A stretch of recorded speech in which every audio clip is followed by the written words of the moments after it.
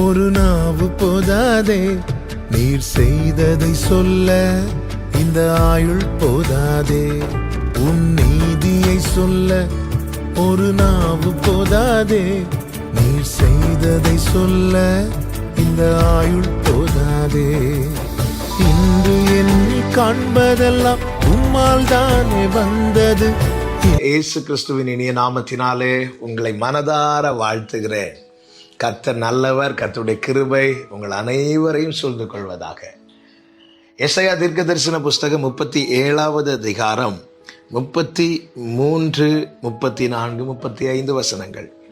ஆகையால் கர்த்தர் அசீரிய ராஜாவை குறித்து, அவன் இந்த நகரத்துக்குள் பிரவேசிப்பதில்லை, இதன் மேல் அம்பு எய்வதும் இல்லை, இதற்கு முன்பாக கேடகத்தோടെ வருவதும் இல்லை, இதற்கு எதிராக கொத்தளம் போடுவதும் இல்லை.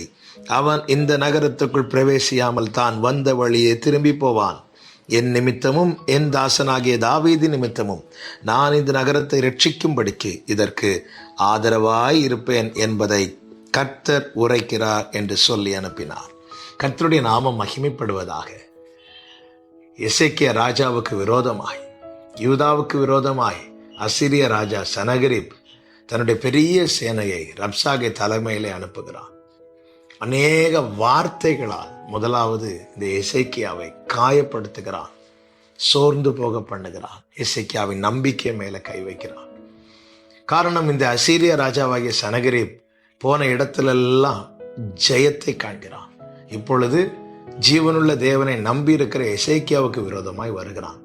வந்து அவன் நிந்திக்கிறான், பெரிய பெரிய வார்த்தைகளை விடுகிறான்.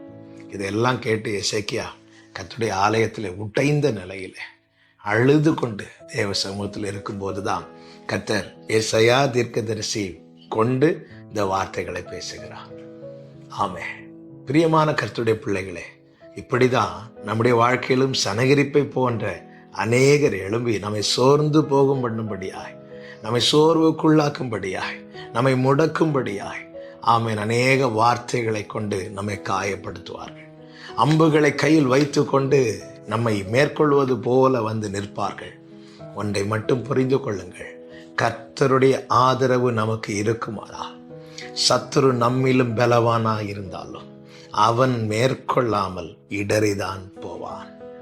இங்கே எசேக்கியாவுக்கு, அவனுடைய சேனைக்கு விரோதமாய், ஜனத்துக்கு விரோதமாய் சனகரிப் ரப்சாகே அவனுடைய சேனை வந்து நின்று நிந்தித்த போது கர்த்தர் சொன்ன வார்த்தை என்ன தெரியுமா? அதே 37வது அதிகாரத்துல 23வது வசனத்துல கர்த்தர் சொல்லுகிறார், யாரை நிந்தித்து தூஷித்தாய்? யாருக்கு விரோதமாய் உன் சத்தத்தை உயர்த்தினாய்? நீ இஸ்ரவேலின் பரிசுத்தருக்கு விரோதமாய் அல்லவோ உன் கண்களை மேட்டிமையாய் ஏறெடுத்தாய். பார்த்தீர்களா இந்த வார்த்தையை? கர்த்தரை நம்பி இருக்கிறவன் வாழ்க்கையில யார் அவனுக்கு விரோதமாய் வருகிறார்களோ அவர்கள் அவனுக்கு விரோதமாய் அல்ல, அவன் யாரை நம்பி இருக்கிறானோ அவருக்கு விரோதமாய் வருகிறார்கள். உன்னை தொடுகிறவன் என் கண்மணியை தொடுகிறான் என்ற வார்த்தை வெறும் வார்த்தை கிடையாது சகோதரா, சகோதரி. கர்த்தர் ஆதரவாய் இருக்க சனகரிப்பின் சத்தத்தை குறித்து ஏன் கலங்குகிறாய்? ஐயோ, இவங்க இப்படி சொல்லிட்டாங்களே, இவங்க இப்படி பண்ணுவேன்னு சொல்றாங்களே, உன்னுடைய வீழ்ச்சியை காணாம விடமாட்டேன்னு சொல்றாங்களே, உனக்கு கண்டிப்பா உன் ஸ்தானத்திலிருந்து இறக்குவேன்னு சொல்றாங்களே, உனக்கு நான் எப்பொழுதும் கண்ணியா தான் இருப்பேன் என்று சொல்லுகிறார்களே, இப்படி மனிதர்களுடைய வார்த்தைகளை குறித்து கலங்கினவர்களாய் இந்த காலை வேளையில் இந்த சத்தத்தை கேட்டுக்கொண்டிருக்கிறீர்களா?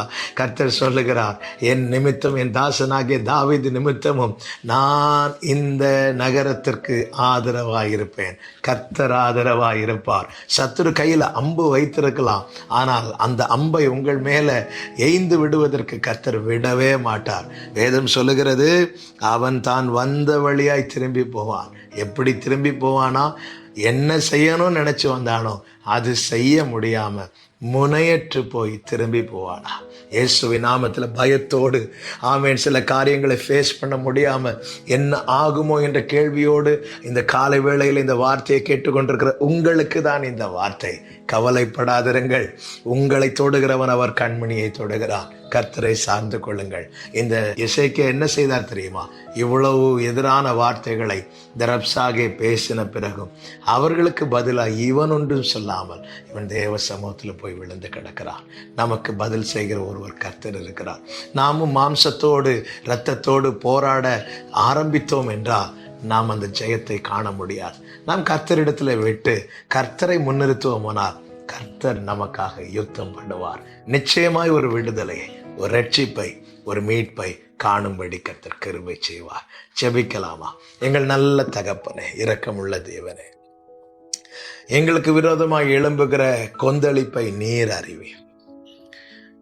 நீர் அதை அதட்டி எங்களுக்கு சமாதானத்தை தருகிற தேவன். நீர் ஆதரவாய் இருக்கிறதுனால மாத்திரமே எத்தனையோ ஆயுதங்கள் எங்கள் மேல படாமல் போகிறது. சத்ருவை முனையற்று போக பண்ணுகிறவரே, இந்த நேரத்திலும் ஆண்டவரை இந்த வார்த்தையை பிடித்து கொண்டு ஜெபித்து கொண்டிருக்கிற ஒவ்வொருவருக்காக ஜெபிக்கிறேன். உங்க வாழ்க்கையில எழும்புகிற அத்தனை சனகரிப்பின் சத்தங்களும் இல்லாமல் போவதாக கர்த்தர் ஆதரவாயிருந்து கிருபையாய் மீட்டுக் கொள்வீராக. இயேசுவின் நாமத்தில் பிதாவே, ஆமென்.